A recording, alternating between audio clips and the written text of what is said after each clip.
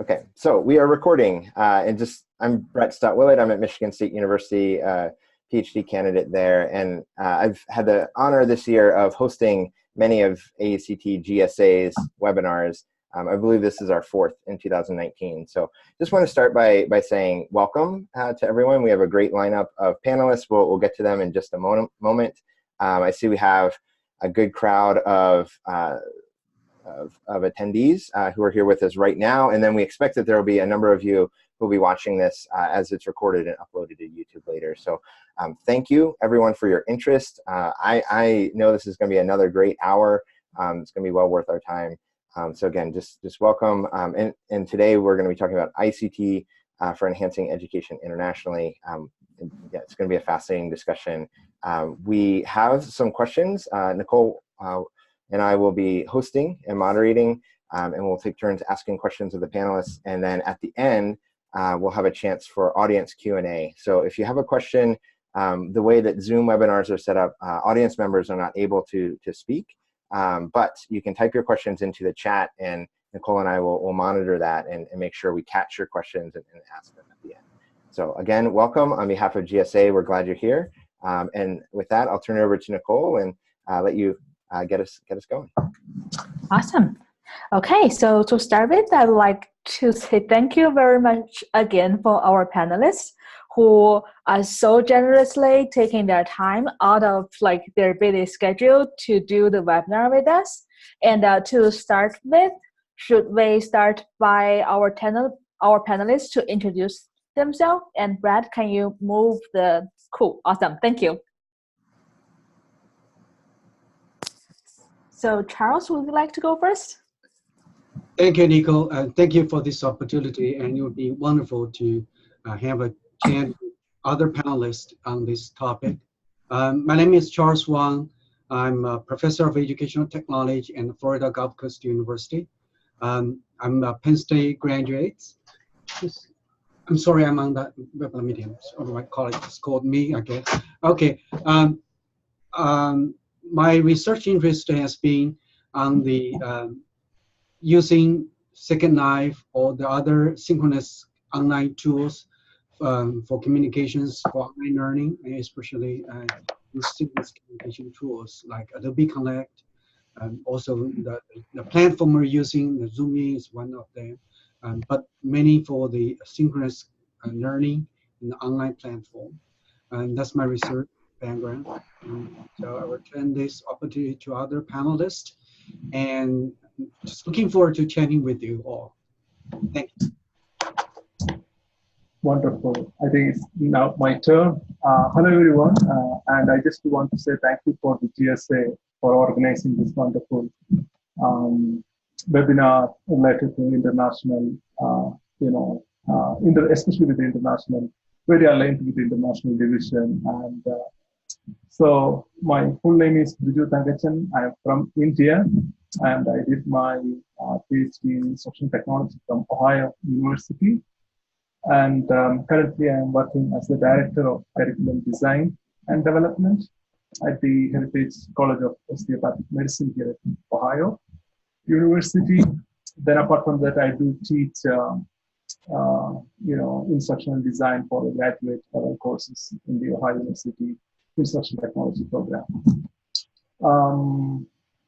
So my research, there are three research areas that I'm looking into. One is what are the concerns of faculty or teachers when they integrate technology into their teaching and learning. The model that I'm using is the CBA model. I think most of you are familiar with the concern-based adoption model. So that's the model I've been using. And so I did some research in India about that one. So that's the first one. What are the concerns of teachers? So the second one is, the implementation of the open source software FOSS. So in Kerala, there is a state in India that's called Kerala. They implemented one of the largest FOSS implementers, free open source software in India. Actually, it's in the world, actually. So my interest is also into that. Then finally, the I'm teaming up with the faculty in anthropology.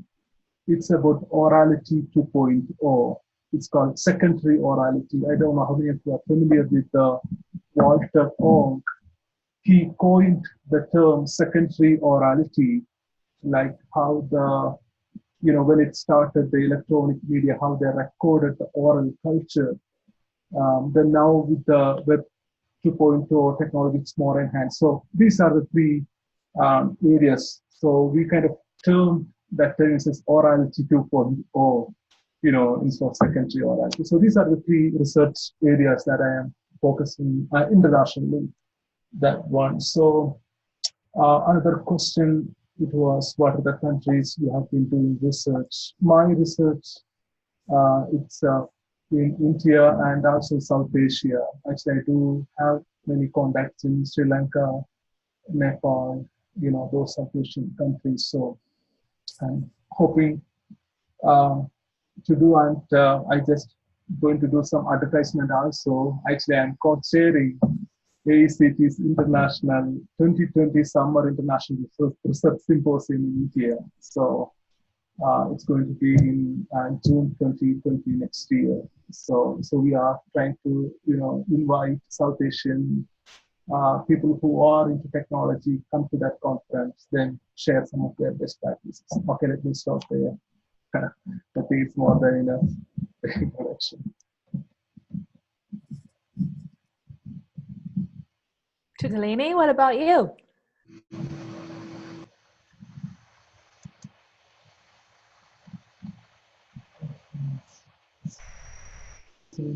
Can you hear me? We can, yes. Yes, thank you. Are you? Oh, okay. All right, I'm sorry. Apologies for running a little bit late, but part of being in international locations doing your research is adjusting to the culture where you are. And if that culture does not believe that a meeting ends at a specific time, you have to go along and act accordingly. So I'm sorry for being a bit late. So my name is Tutaleni Asino, and I am an assistant professor at Oklahoma State University in our educational technology program, where I'm also the director of our emerging technology research, emerging technologies and creativity research lab at Oklahoma State University in Stillwater. So to tell you a bit about, I guess, myself and the international research that I work in, my area of concentration over the last few years has been predominantly in Southern Africa, and also working with collaborators in Turkey, in Thailand, in Taiwan, in Mexico, and now in Belize. Most of my focus really has been around mobile technologies.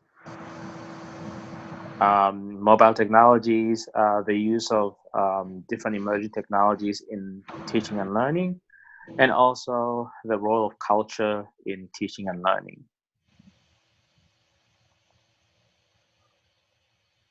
Very good. Thank you, Dr. Asino.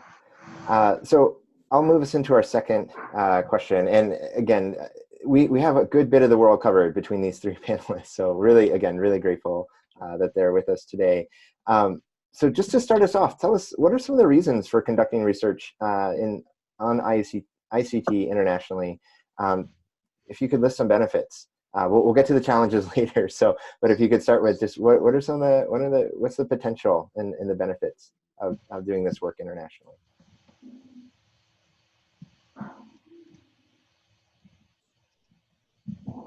Well, I'll go if you can hear me. Yep, you're coming through. Yep. All right. Some of the reason for me is I got my PhD at Penn State University, and there I did a dual PhD in learning design and technology and in comparative international education. So I'm trained as a comparativist researcher, and part of the core aspect of comparative is that is this idea that researching and learning about how other people do things teaches you a lot about your system. So if I can learn more about the, let's say, the system of education in India, it will teach me more about my system as well, because I can start to see how people are doing things different, how people are doing the same, what lessons can I learn, and so on. It's really like similar to going outside your country where you grow up or your community and going to visit somewhere else. You're able to see yourself much more differently when you're in a different culture. So for me, that's really one of the reasons why I do it, because it really does help me understand not just different systems around the world, but also my own systems. Because what ends up happening is that you could be thinking that you're starting something new, but somebody has already done that, and you are missing a lot of lessons that you could be benefiting from. So, and a lot of the time that we are using tools that are similar across the world, but we might be using it differently, and there could be a lot of great benefit from learning about how people do things. Okay. I think for me, it's kind of a passion. Actually, I was reading Tutaleni. There is one quote from one of the website, like one African person said, I'm an African not because I was born in Africa, but Africa was born in my heart. It's really touched me, actually.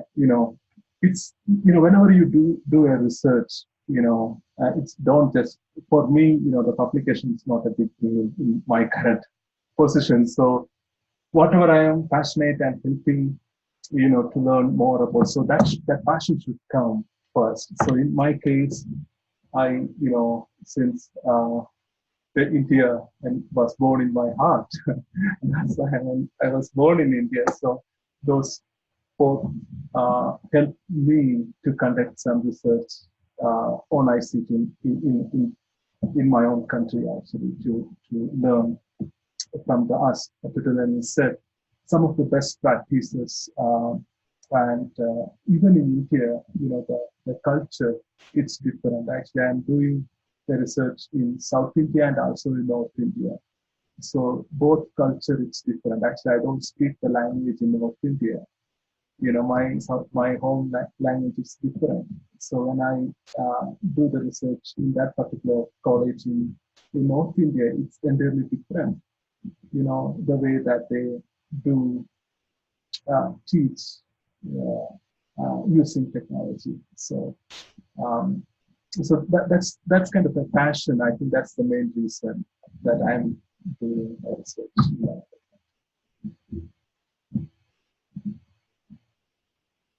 Well, I guess it's my turn. I absolutely agree with Dr. Asino and Dr. Thankachan, what they were describing and what they're talking about. But again, looking at the benefits of why we're doing such a research, like for me, it's primarily with China.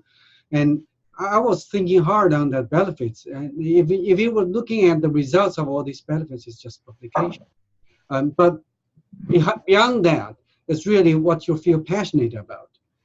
What is really you can do to leverage your advantages. And so I was very much interested in the second knife when it first appeared back in 2000, I believe 2003, 05. I get into the second knife. I don't know if you know that second knife. Then I immediately thinking, what was the possible ways to apply this for language learning, because that's again my background. I have to do what I'm good at. I used to be the English teacher in China. So I was thinking, well, if you could apply that, get the people from China and the United States in this same arena and let them communicate using really authentic learning environment to help them learn language, to learn the culture about each other, that would be terrific. And it turned out to be so. So I guess I got 7 or 5 publications out of this research after years of doing so. And then later I run into Adobe Connect. And it's again, because I was, my background was English teacher in China, I knew friends over there. It's just so convenient. So I said, oh yeah, you have an English class over there in China who wants to learn from native speakers of English. Now here I bring in a group of students, let them learn from each other. Okay, you tell us some of the Chinese culture, I will tell you some about American cultures. So within this authentic learning environment, both students from my university and students from Chinese university learn together. So then I find out Adobe Connect is a good media too. So I'm using Adobe Connect for the past few years and published a number of articles on that too. So this is all because that the resources I have, so that's why I was doing it. The benefit you are thinking about, really thinking about the benefit as doing such a research is really that your passion, you satisfy yourself as a researcher, really, as an instructor, as an educator. So you bring your students to the authentic learning environment that is not possible without this type of synchronous communication tools. The Chinese people would never be, those Chinese people would never be able to speak so frequently with American students in this type of, in reality. But now they are able to do it.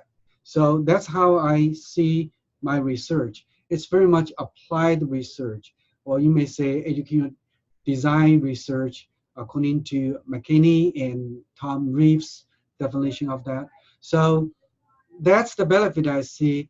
You enjoy yourself of doing so, and you get publication out of it because it's unique perspective, and it's not like everybody was doing this in the United States, but you bring new stuff in. So it's not United States, Africa, American, wherever you bring it, so it will be international. And besides, in addition to for the publication, in addition to publishing in the United States in English version or English journal articles, you can also publish from Chinese perspective, publish the manuscripts in Chinese, so that you kind of double dip, although you have to be very careful about what you will report. But for the same study, you report from different perspectives. How Chinese students learn with American students, how American students learn with the Chinese students. So you report from both sides. So, and I think it's turned out to be great for me. So personally, I benefit from doing this type of research. And besides, there's 12 hours time difference, which is kind of good and bad. Bad is that, yes, you have to work in the evening, because when the students taking the class from 8 to 10 in China, that's their regular class hour. Then it's 8 to 10, 2 hours in the evening for American students. So I have to persuade them, say, now we cancel the face-to-face class meeting this week because it turned out into the evening class. So therefore, you have to attend that in the evening.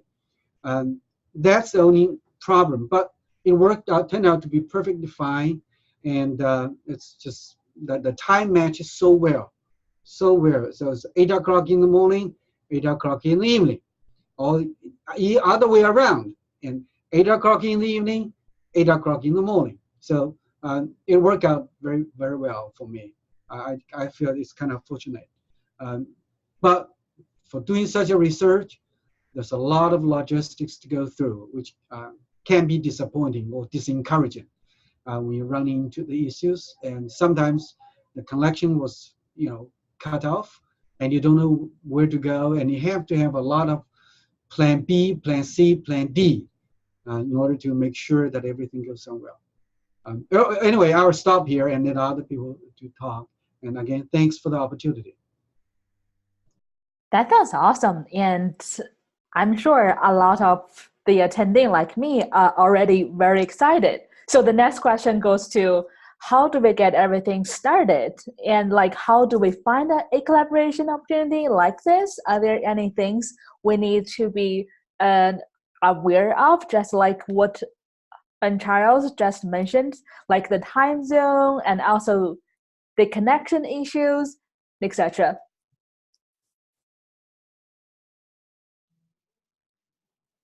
Well, I'm gonna just apologize. I'm gonna have my video off when I'm not talking because that actually goes into the question that Nicole just said in terms of the things to be aware of. And one of those is bandwidth when you're trying to do research in different places. So, I've gotten that question a few different ways before about how do you get started. But for me, really, getting started doing research internationally is not that different from getting started research anywhere, right? Because it's really about networking and finding people to connect with and so on. And that can come in a variety of ways. It could come from conferences where you meet people. It can come from classmates that are from different countries. So it's really no different in that regard.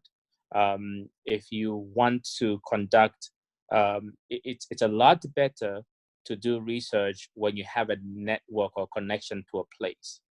Because otherwise, I guess we should probably back up a little bit in terms of international research is not new. International research has been going on for a while. What is new, however, is that a lot of the people who are in communities where international research was being done, they themselves now are able to do those research, right? So as a Namibian, for example, which is where I am right now, winter, by the way. So imagine having winter twice a year, but that's also another challenge of doing research internationally. It used to be that somebody else flies into a community, does their research for a week and flies out and never comes back to that community yet again, right? Now, if you listen to what all three of us had said, and I think Dr. Wang touched on this earlier about this idea of being able to publish both in English and in whatever language that you're doing the research or where you're from, and in this case, we're saying Chinese, now you're able to do the research and actually give back to that community rather than just being the person who comes in and flies back out. The reason why I'm saying that is because international research has been going on for so long and it has been done in an exploitative way, some people can be a bit suspicious if you're just coming in saying you're doing research and you don't take time to develop those networks, to develop those connections. So that's really an important thing. So how do you find your collaborator? Again, I have met people at conferences, but I've also just gone out and email, just look at a website and say, this person's university in Botswana, I want to connect with. Can I have a conversation with them and see what happens? But the most important thing to really keep in mind is culture. Each culture is different, and each culture has its own norms and its own way of doing things. That also means then that they might have their own ways of doing research protections, right? Some call that, in the US, we'll call that the RIB process. Some call it ethical consideration, ethical verification, or whatever process that they have. And you have to respect that. But the challenge sometimes is you might run into a place where your IRB process doesn't connect or doesn't match up with the IRB process of where you're researching. So you need to know what the IRB process is at your school and whatever is the equivalent IRB process at that place. So a quick story, and then I'll shut up, is that I was doing research in Botswana and Namibia on mobile devices, and I was using schools first and universities. Now, at universities in Namibia, if you are at that time, if you're a Namibian citizen, you don't need research clearance to get into the country to do work, right? Because if you're at a U.S. institution, you just get the IRB from your school. If you're going to another country, some country might actually require you to get a clearance to just enter that country to do a research, and then get another clearance at that university. So schools in Namibia follow in loco parentis, which basically means that the principal has the right to agree to a research on behalf of the parents, right? And sometimes even on behalf of the students. From a US standpoint, that's a big no-no. You need to get permission from the parents. You need to get every learner to say yes and sign up for release and so on. So when I was doing my research, and at this point I was at Penn State, there was a big back and forth between me and my IRB office where they say, no, you need to be able to get all these clearance from these people and that people. And I'm saying, no, in a country, that's not how this works. And you went back and forth, trying to get people to see what that is. So part of doing international research is also you, the researcher, having to educate your institution wherever you are, and having to sometimes educate where you're going, so people can actually get a sense of what those protocols and processes are.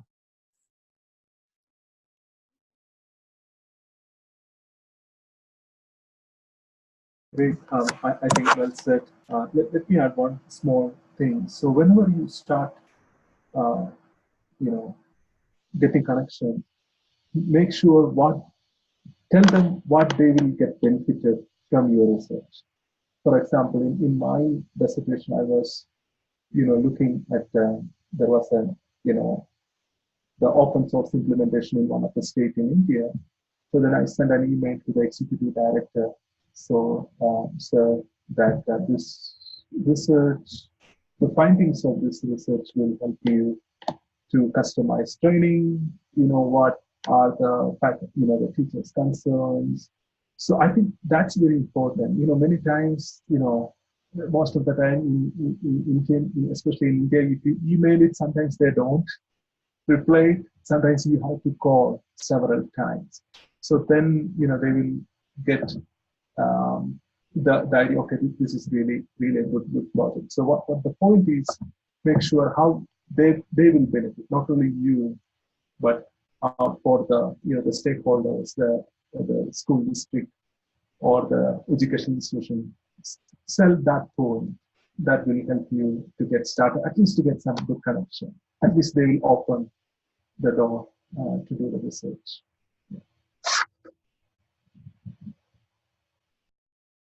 I think, again, this point is well said by Dr. Asino and Dr. Thankachan. And here's a few things I want to say, to add. First, again, I agree that the conference is a great place to go to get your collaborators. Very important. Second, based on my own experience, that you need to go there working collaboratively. Now, the word is collaboratively with your teams in the foreign countries. By saying collaboratively, I'm not the leader in this. I'm not going to say, hey, I'm the leader, I'm the lead researcher. Everybody is assisting me to get these things done. No. I'm over here working with you. Say, for instance, if you're in China, say, hey, Nicole, now let's working on this together. Here's the part of pie that I was going to take. I'm going to write, once the data is collected, I'm going to write this article. I'll be the first author. You'll be the second. And then here's another piece of pie that you can take. Now here's the data you can use. And here's the you will be the first author. I'll be reviewing the manuscript. You're primarily responsible for doing this. I'm primarily responsible for doing that. So the whole thing is that we work collaboratively together to get this research done. And when we harvest the results, we also share the results. It's not say, hey, everybody assist me and I'm doing the research. And then when everything is done, I'm publishing by myself and bye-bye, everyone, goodbye. No, if you're taking that approach, no one would assist you. Because you get everybody working together as the team in this, because it's very difficult once you get into international, you cannot call them every day. You cannot call the people every day and talk with them. And you have to rely on them. And you have to meet with them either in person or online, discuss what needs to be done, make sure everybody understands it, and trust them. Trust them to do whatever they need to do. Say, for instance, if I need the professor collecting the data that as assignments or whatever, I would trust the teacher, and she would collect it and then send it over to me. But when I write my manuscript, when I write the conference proposal, I make sure their name is there, so that this way we had very good collaboration, and they were really into that. They're not saying, okay, Charles wants to do this, I'm not helping him. No, no, no, you're not helping me, you're working with me. So in this way, it's more likely to be successful in your research. So that's what I want to add. And thank you. All right, we will move to the next question. So looking at logistics in particular, and I know several of our panelists have mentioned logistics already, but let's talk specific details. So both experiences with logistical processes, how do you keep track? How do you coordinate with others? Again, some of those challenges of not being in the same physical location, not the same time zone. Just what are some what are some of the things that you've gone through that you found to work well in terms of logistics? I think I can start this time.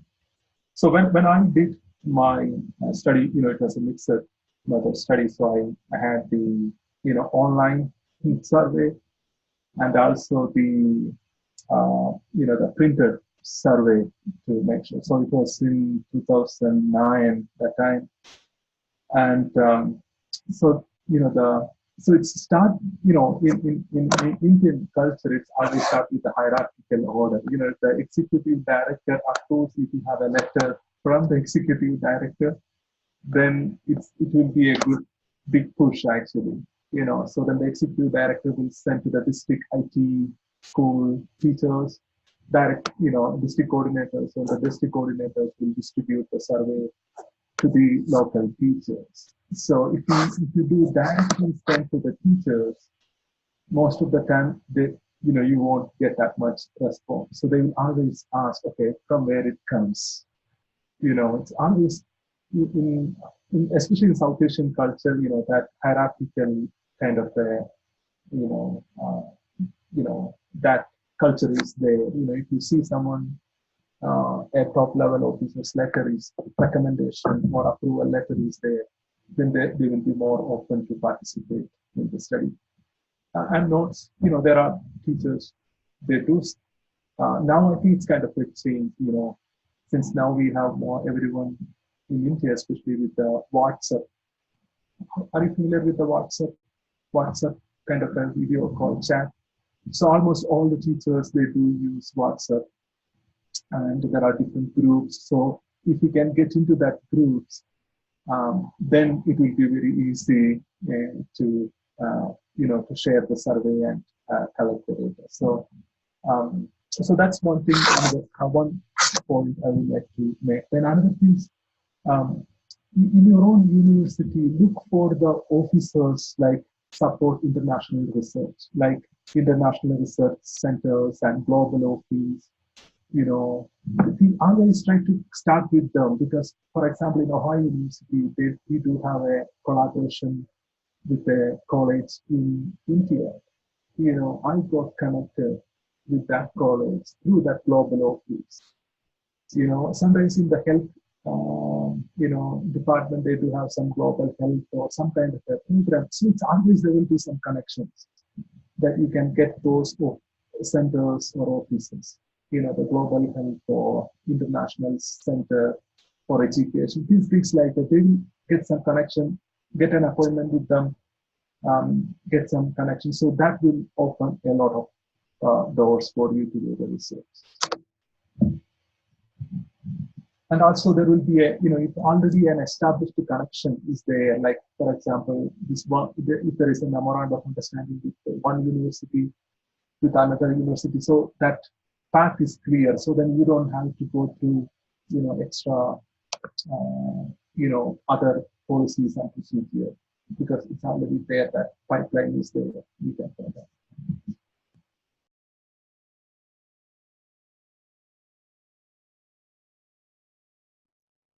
Okay, Well, I will jump in. Okay, go ahead. Dr. No, please go ahead. All right, I'll go ahead this time. I always think that one of the most important things to prepare is really communication with this.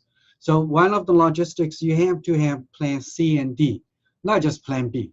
And so we're using WeChat, WhatsApp, and also QQ, a lot of things that we use in case it doesn't work out. one platform didn't work out, then you have another. Especially for the important meeting, you want to make sure that it's not just Adobe Connect, it's not just Second Life that the students going to use, but you have other things be ready there for you to use, and including the direct cell phone call. But right now, the international cell phone call is not that terribly expensive, so you have these choices. Although it will be the last resort, resources for you to use. So make sure you have multiple plans for communication. This is one thing. Another thing is make sure that all the data you saved is backed up in multiple places. For instance, last year I using Dropbox, which worked very well. But this year when I went back to China, the Dropbox has the Chinese Dropbox.China, and they ask you to pay. It's not free. You have to pay to get used to use it. Even you have Dropbox account here, which is free in the United States, but when you get into China, if you want to use whatever you have in the United States through the Dropbox, they ask you to pay for it. Like the Google Docs, you can use a Google Docs here in the United States, but when you get into China, it's blocked. You can never use in Google Docs. So you have to think of the ways to share with your data, so that you can both access to it in China and in the United States. Right now, I really recommend the OneDrive. That's Microsoft product. So it's not the kind of free thing, but it's not free. You have certain guaranteed on the product, not like the Dropbox or Google, because it's free. So it's you don't have access to it in China. So you have to consider all these data that you collected, where you want to save it. Make sure that the data that you have would be accessed from both sides of the research side. And another thing is that so multiple backup also. We did have something that happened to the data. So I usually still into sort of the cloudy drive. I do require them to save on the hot flash drive, so that, or external hard drive, so that whatever data you have, you can really bring it back with you, rather than you go to cloud and find out it's not accessible or whatever. So communication, multiple plan. Another thing is the data. Be sure that you have access from both sides. I would really recommend Drive One, which is commercial product rather than the free access one, and so that's give you more guaranteed. Which Drive One worked very well in China, by the way. I don't know the other countries, but you may find out yourself. But Drive One works very well with the Microsoft products. I didn't try the Apple Cloud. Maybe Apple Cloud will be able to access to. So make sure you have access to this. Otherwise, it would be the disasters. Okay, so that's what I want to say. Thank you. Again, I agree with everything. My only my other addition is that anything that can go wrong will probably go wrong. So that's something to keep in mind. And I mean, we know that as researchers that, I was doing a recording when I was at State College on my iPhone, and somebody calls and he cuts off the recording, and I went back to my room and I thought I had an hour of recording. I had 15 minutes, right? When that's at State College at Penn State, you can call that person up and say, hey, can we redo this? Now imagine you're doing that recording in Botswana and you fly back to Florida, and then you're like, crap, I only have 15 minutes. You can't go back and redo that over. So you have to make sure you double check your tools, be prepared for anything and everything. But most importantly, I like to say that what I've labeled this person the MRC, the main research contact. Make sure you have a main research contact person wherever you're going, because they will need to help you out.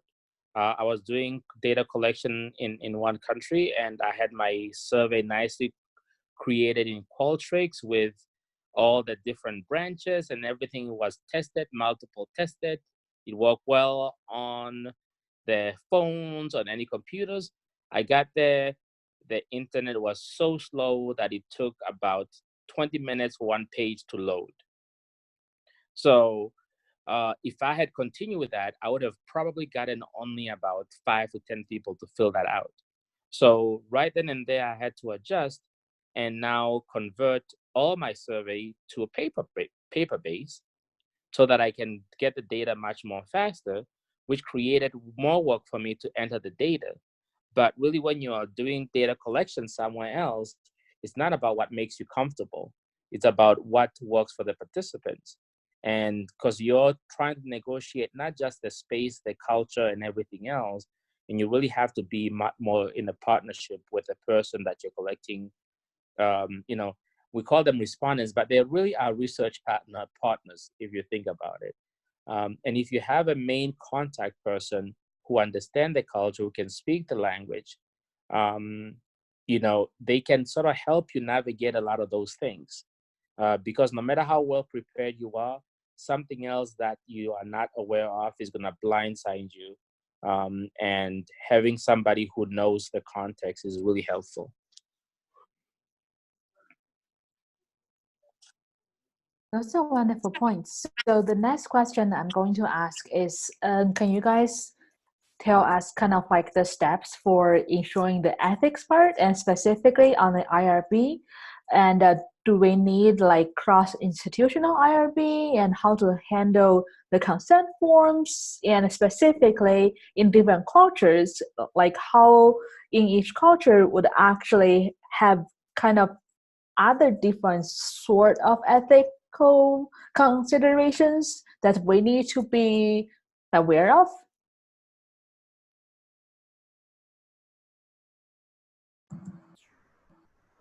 Okay, so I think I can give some comments then. Actually, what I would say, especially when you let's say the research instrument, when you translate into local language, the word choices, you have to be very careful. Like, for example, when I was translating, excite teachers to do something, just giving an example. So some cultures in India, that word excite meant, they don't take it as how we take it in India, the US way. So it has a different meaning. So when you translate the survey into local language, make sure that kind of wording should be very, very careful, because it can offend the local thing. So then, second things must respect, the national law wherever you are, and we are, as an ethics, good citizen of wherever country you are from, you have to respect that country. And also, sometimes there won't be any IRB. Actually, when I was doing the research in India, that particular college in Maharashtra, they didn't have any review process or anything. And, so then you can look into, is there any form of a committee, ethics committee can review and approve the research. So look for that way as well. That will help you to get the IRB process in your home institution much faster than saying, hey, there is no IRB process or anything. So look for, and also, in my case, that was a chance for me to talk with the management of the college. Hey, we need a research ethics committee in your college to do these things. So it was a starting point for them to think about, starting a new committee. So it's a two-way process. We learn and we share the best practices to other countries. So, the consent and the recruitment document must be language that is readable and understandable by the subject. I think that I already kind of touched. So it should be, don't use any language that's very, it's very difficult to understand. Make it very simple, the way that they can understand. So let me stop there. Maybe I can get some questions here. Well, I will jump in here, and I trying to recall that when I first do the second life studies back in 2006, not many people understand what is second life, and that moment, especially those in the IRB office, like Dr. Asino mentioned earlier, that you really need to teach them and let them know what you were really doing. You have to explain to them, and which I find was very difficult for me at that moment. But now it seems everybody understands it. But in that moment, it was difficult to understand. And they say they couldn't understand. So be patient. Well, if you're doing something that is really new, that not many people have the knowledge about, then you have to be patient with the IRB office. Because what they were doing, they were just really screening your research, considering those ethical aspects, make sure the subjects are protected, but they have to understand what you're doing. And you have to explain in using the very layman language about what it is really about. So that is the thing that I want to remind you of at this point for submitting the IRB. And I did have the problem with the IRB office and the university at the very beginning. They don't understand what is second life and that type of things. And another thing is for the culture, I did not have much problem because I am Chinese. So in many things, I'm not doing sort of the international research, but to me, it's just the same thing. I spoke the language, and I well understood the environment that I was doing research. But still, you need to be very respectful when you get into this research. Right now, I know a lot of Chinese universities have adopted the sort of the IRB process according to American universities, kind of colonial what the IRB process we have over here, but not really like what we do. I don't know, but still you have to be respectful to make sure that you go through their process, their requirements, and it just takes a little time. You need to be patient. You need to be respectful so that you get your things done. And again, as also Dr. Asino mentioned, there's a sort of the key contact point in the other side. And this is, again, you need to have sort of the team spirit with this. Make sure that you have really, really good team that will working with you on the other side to get things, whatever needed. Like I prepared 2 IRB went through the other Chinese university. I didn't do much. I just give whatever my university IRB is, and the Chinese partners put that into Chinese, go through their university. I didn't pay. I didn't do much things regarding whatever is there. My partner filled out everything, submitted everything, taking care of everything there. So you need to have a good partner, and the good partner, I don't know how many times I can stress on that. It's the good partner on the other side is really the guarantee of your success. If you don't have it, don't do it. Thank you. There's really nothing more I can add to all those brilliant feedback. You know, it's knowing the law. It's knowing the policy in both locations. It's having a main reliable contact. Without any of that, your research is sort of dead in the water before you even get started.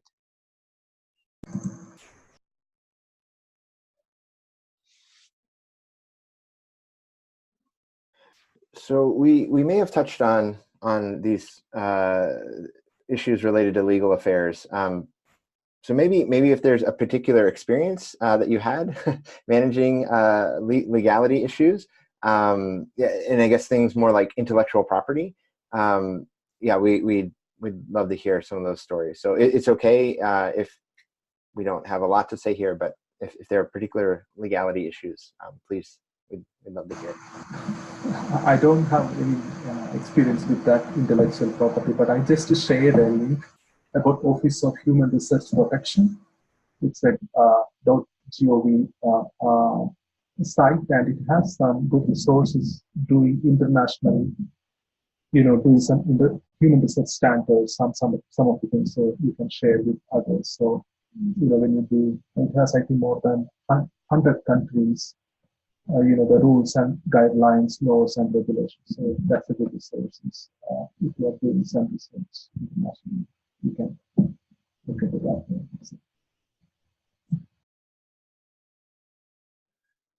Yeah, I don't have anything to add. This is just first time occurred to me, and this past month I was in China. Sorry.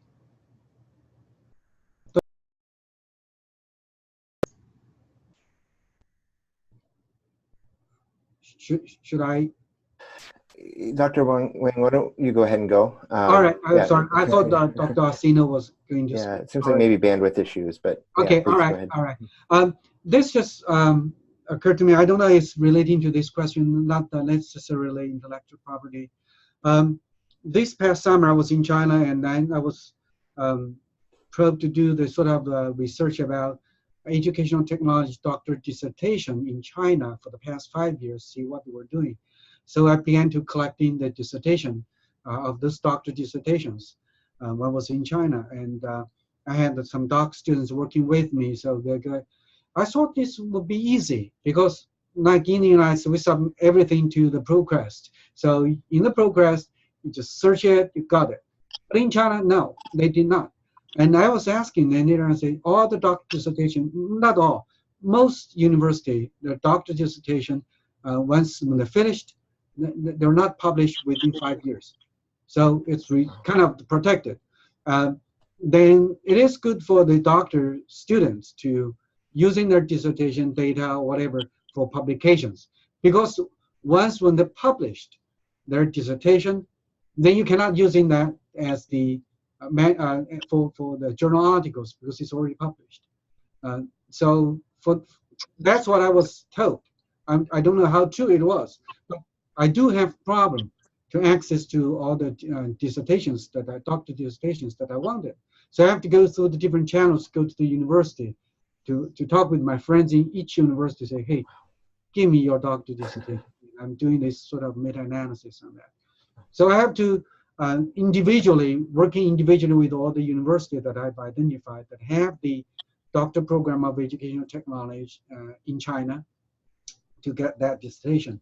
Right now I've collected about 200 dissertations already, which is great. But I just feel, wow, it's so totally different. Here we require our doc students, the final sort of the step they need to go through is to submit their dissertation to the ProQuest. That's what we require here. So everything is, if you want to search for their dissertation, go to ProQuest, type the whatever, you'll get it. But in China, it's not like that. So it's just interesting. You have to, like Dr. Asino mentioned, you have to know the laws or the regulations or policies, whatever, in that foreign countries to make sure and respect that and to get things done. Thank you.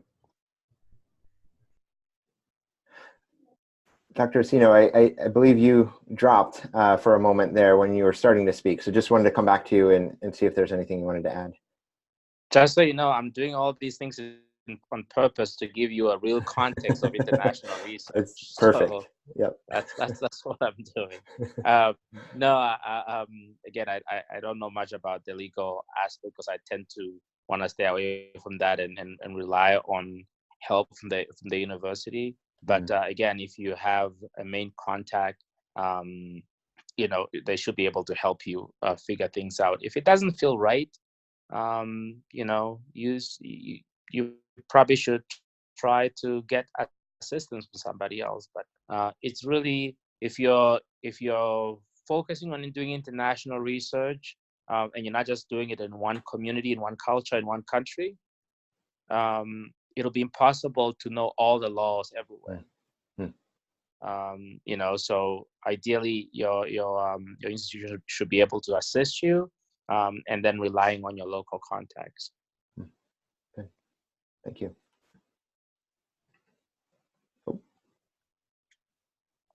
So to summarize everything, if every single of you could have one piece of advice to the people who are trying to do or who are thinking of doing international research, what that would be?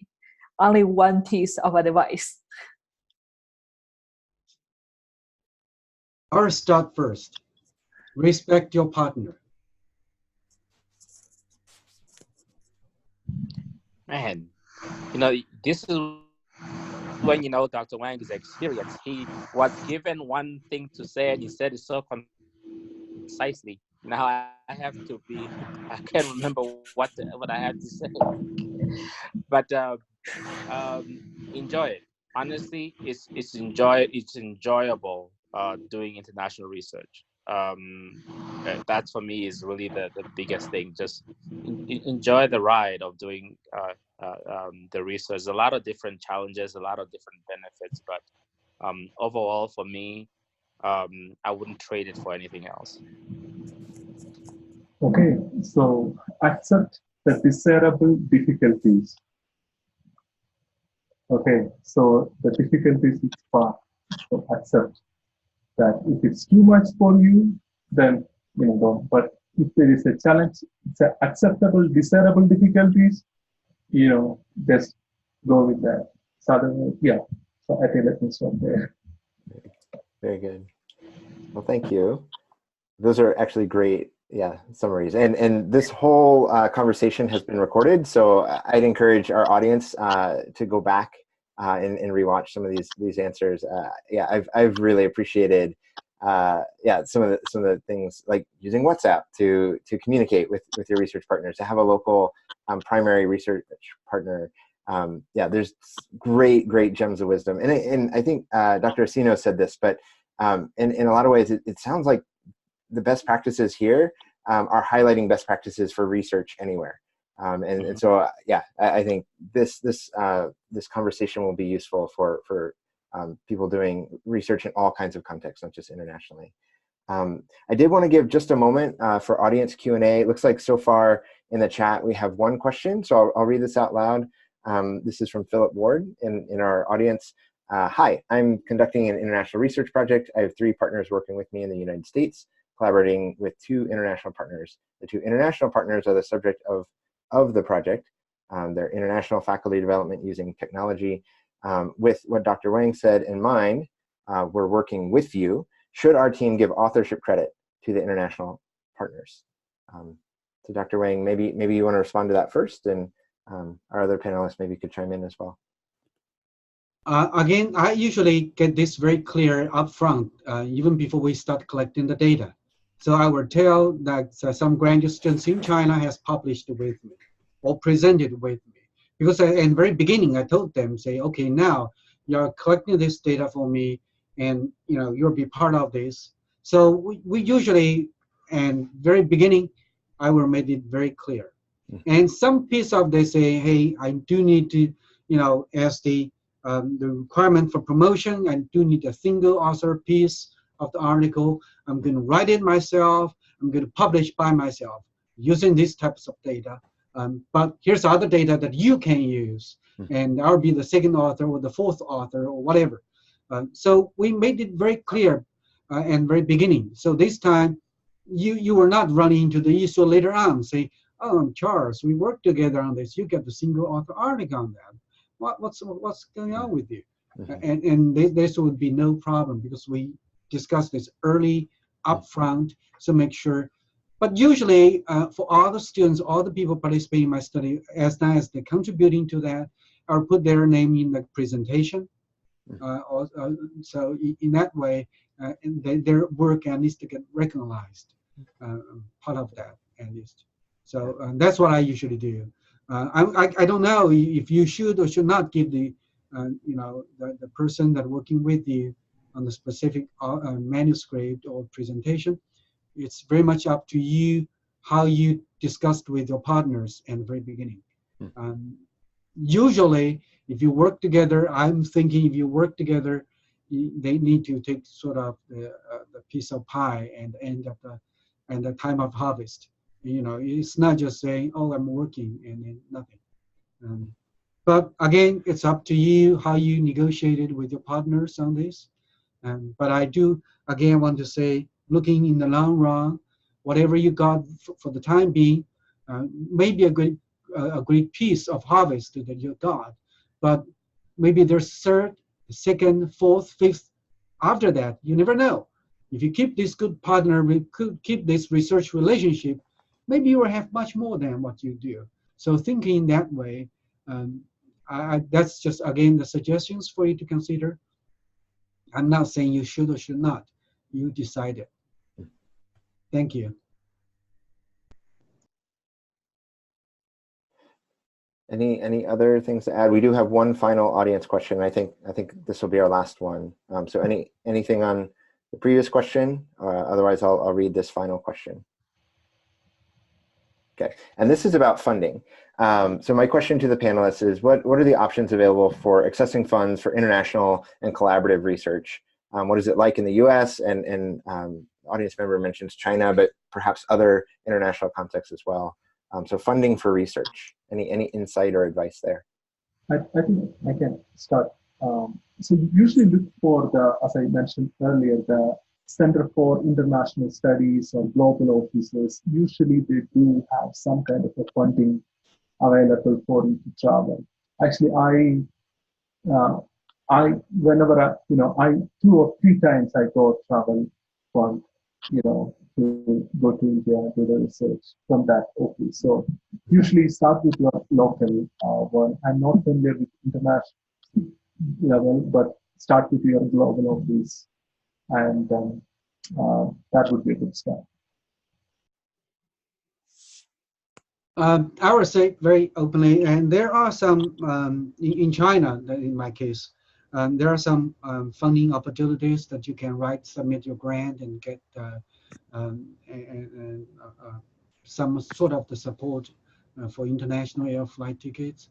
Generally speaking, and while talking with my friends again, I said, okay, and they said, yeah, you're very welcome come over to do this research. And at the same time, we were wondering if you could give 1 or 2 presentations or not to the university students and the faculties. In that case, they were sort of not really the research funding, but they were subsidize you with free accommodation for you, so which alleviate your financial situations problems a little bit. So they provide the free hotel for you to stay at the university where you're doing research over there, or some domestic flight costs, which means I mean within China, the flights within China. So say if you're in Shanghai and you need to do that in Beijing, then the flight from Shanghai to Beijing may be covered by the university. In that, they're not direct research funding for you to spend, but they can help you doing research. Usually that is happens between you and the university. You usually through your friend contact and negotiate with the university. They'll be happy usually in China if you're doing the presentation at the university as exchange. So they usually will give you the free accommodation at the university guest house, which is very nice. And then the domestic flight tickets, and usually they'll pick you up at the airport and to get to the university. Those things usually you can get for free, not for free, but as you're doing the presentations.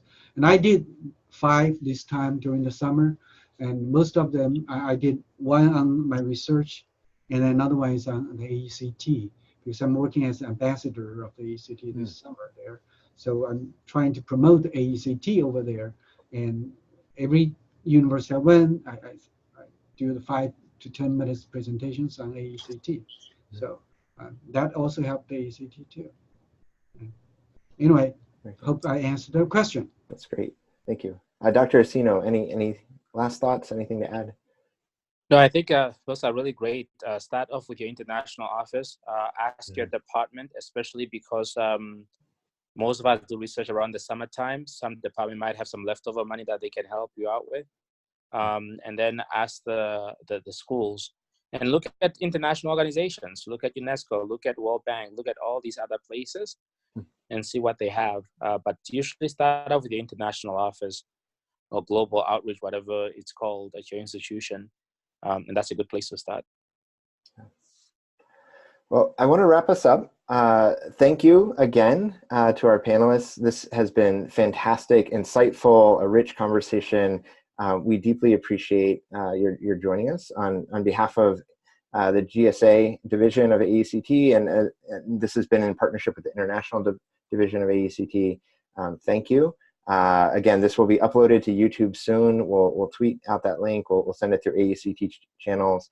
But we're grateful. This has been really rich. Again, I think just for international focus, but also for any research. I think there's a lot of wisdom here. So Nicole, maybe I'll give you the last word if you want to sign us off and say goodbye.